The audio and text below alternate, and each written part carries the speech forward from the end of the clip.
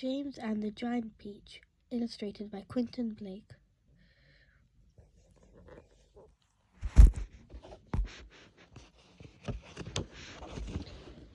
Introducing Aunt Spiker and Aunt Sponge, James Henry Todder, Old Green Grasshopper, Centipede, Mr. Spider, Silkworm, Glowworm, Earthworm, Ladybird. 1. Until he was 4 years old, James Henry Trotter had a happy life. He lived peacefully with his mother and father in a beautiful house beside the sea. There were always plenty of other children for him to play with, and there was the sandy beach for him to run about on, and the ocean to paddle in. It was the perfect life for a small boy. Then one day, James' mother and father went to London to do some shopping, and there was a terrible thing happening. Both of them suddenly got eaten up in full daylight, mind you, on a crowded street by an enormous angry rhinoceros which had escaped from the London Zoo. Now this, as you can well imagine, was a rather nasty experience for two such gentle parents, but in the long run it was far nastier for James than it was for them. Their troubles were over in a jiffy. They were dead and gone in 35 seconds flat. Poor James, on the other hand, was still very much alive, and all at once he found himself alone and frightened in a vast unfriendly world. The lovely house by the seaside had to be sold immediately, and the little boy carried nothing but a small suitcase containing a pair of pajamas and a toothbrush, was sent away to live with his two aunts. Their names were Aunt Sponge and Aunt Spiker, and I am sorry to say that they were both really horrible people. They were selfish and lazy and cruel, and right from the beginning they started beating poor James for almost no reason at all. They never called him by his real name, but always referred to him as "you disgusting little beast," or "you filthy nuisance," or "you miserable creature."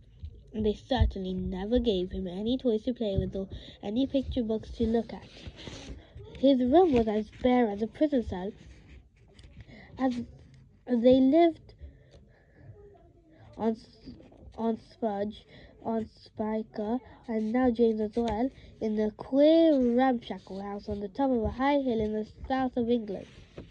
The hill was so high that from almost everywhere in the garden James could look down and see for miles and miles across a marvellous landscape of woods and fields.